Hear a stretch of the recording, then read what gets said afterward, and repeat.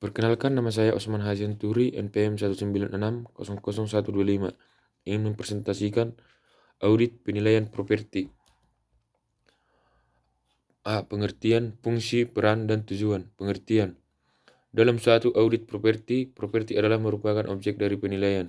Pengertian properti menurut common law atau hukum Anglo-Saxon dari Inggris disebutkan bahwa properti artinya pemilikan atau hak untuk memiliki suatu benda atau segala benda yang dapat dimiliki.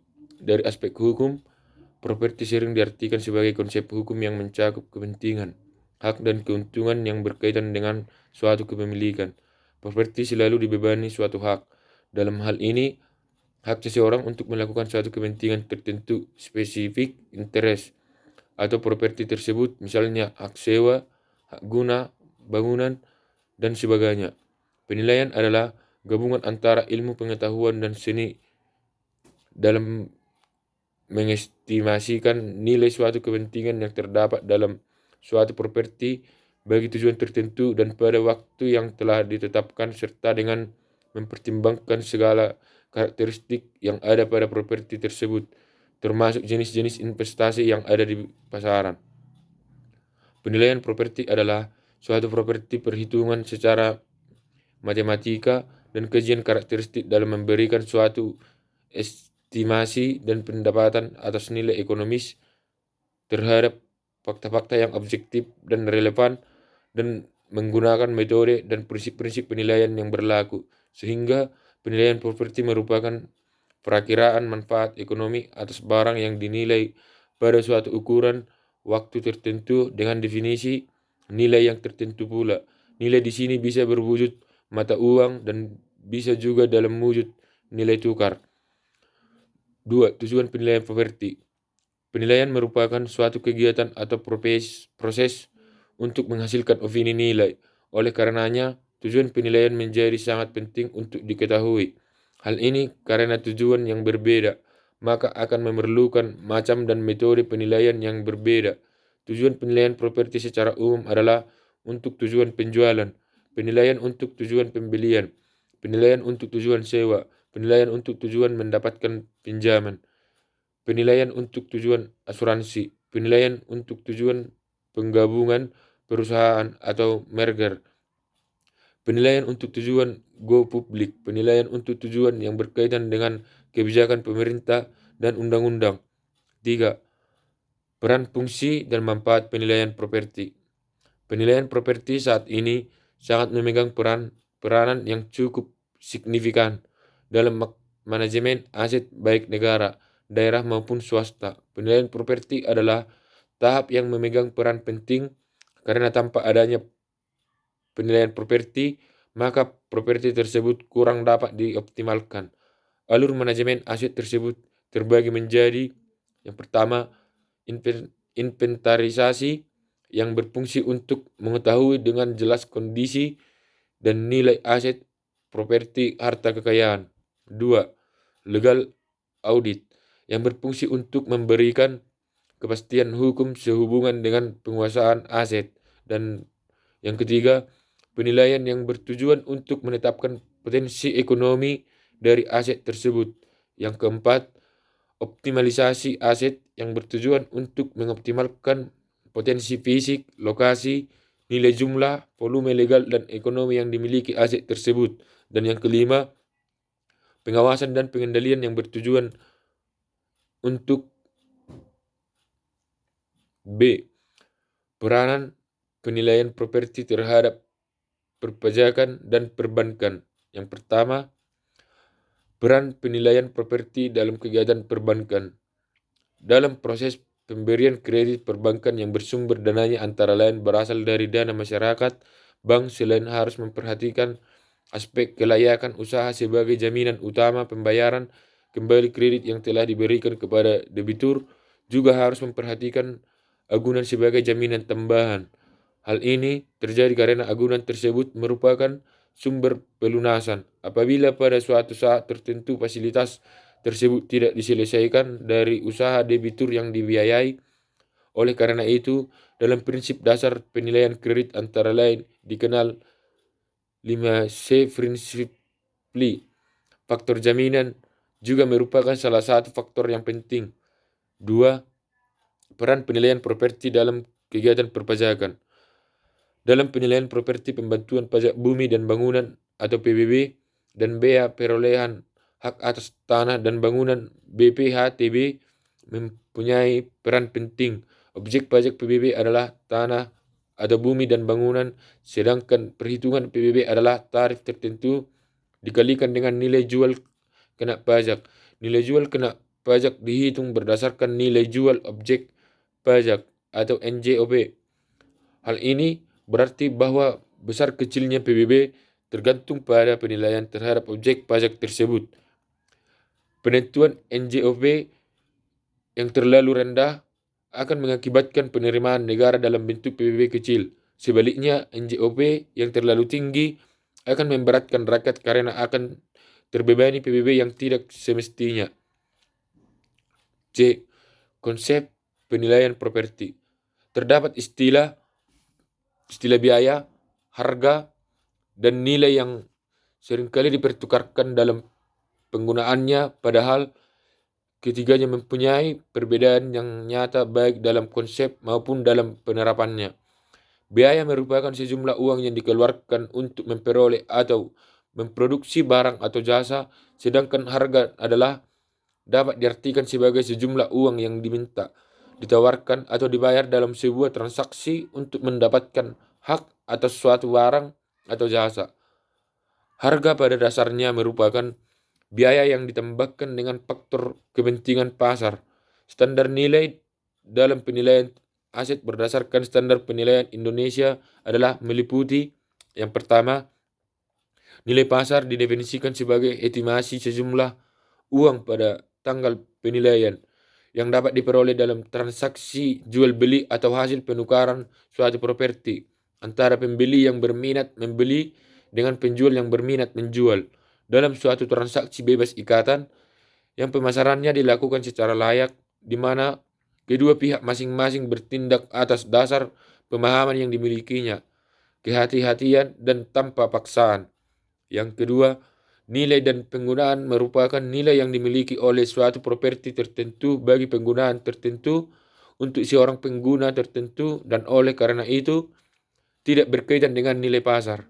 Nilai dan penggunaan ini adalah nilai yang diberikan oleh properti tertentu kepada badan usaha di mana properti tersebut merupakan bagian dari badan usaha tanpa memperdulikan penggunaan terbaik dan tertinggi dari properti tersebut atau jumlah uang yang dapat diperoleh atas penjualannya. Yang ketiga, nilai investasi merupakan nilai properti untuk investor tertentu atau kelompok investor tertentu untuk tujuan investasi yang teridentifikasi. Konsep nilai investasi atau manfaat ekonomi atau worth ini mengkaitkan properti khusus dengan investor khusus, kelompok investor atau badan usaha dengan kriteria-kriteria dan tujuan-tujuan investasi yang teridentifikasi. 4. Nilai bisnis yang berjalan adalah nilai suatu bisnis secara keseluruhan. Konsep ini melibatkan penilaian terhadap suatu bisnis yang berjalan, di mana alokasi atau pembagian dari nilai bisnis yang berjalan secara keseluruhan menjadi bagian-bagian penting yang memberikan kontribusi kepada keseluruhan bisnis. Tetapi tidak satu pun dari komponen tersebut membentuk dasar untuk nilai pasar. Oleh karena itu, konsep nilai bisnis yang berjalan dapat diterapkan hanya pada properti yang merupakan bagian penyertaan badan usaha dan atau perusahaan.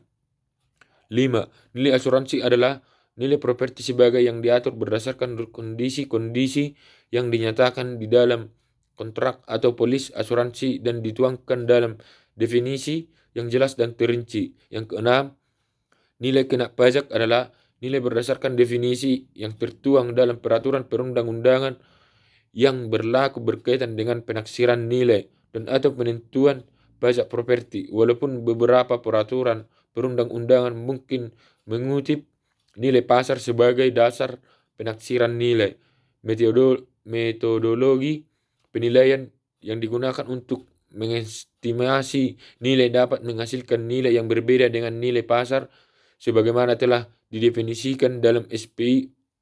Oleh karena itu, nilai kena pajak tidak dapat dipertimbangkan sebagai nilai pasar sebagaimana didefinisikan dalam SPI 1 kecuali diindikasikan sebaliknya secara eksplisit.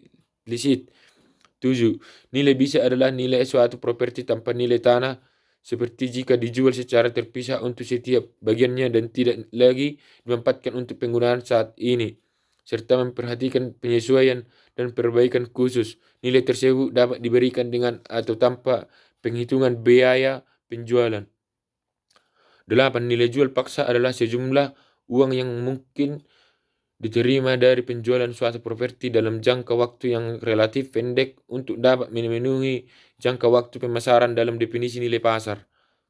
Nilai khusus yang 9. Nilai khusus adalah istilah yang terkait dengan unsur luar biasa dari nilai sehingga melebihi nilai pasar.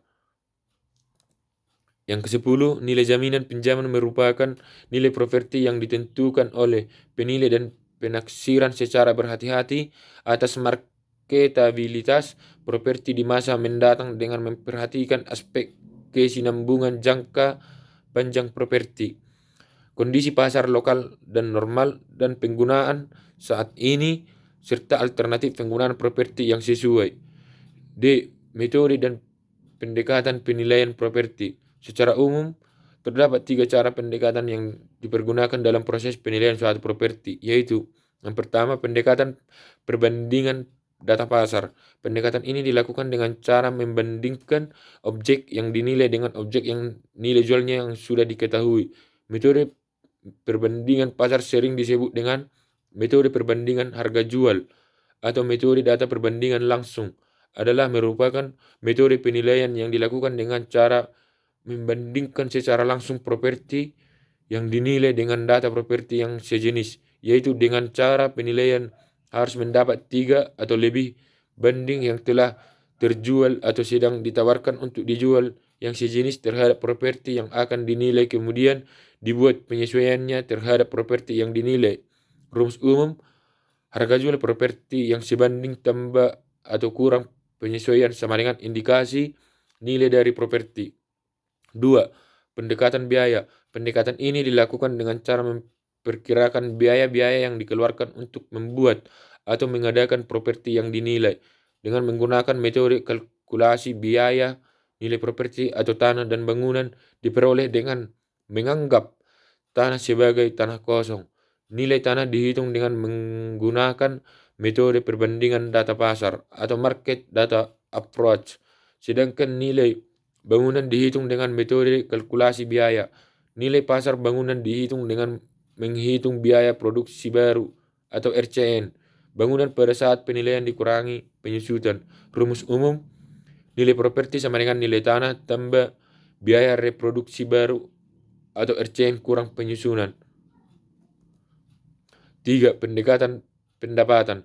Pendekatan ini dilakukan dengan cara memproyeksikan seluruh pendapat properti tersebut dikurangi dengan biaya operasi. Pendekatan pendapatan berdasarkan pada pola pikir hubungan antara pendapat dari properti dan nilai dari properti itu sendiri.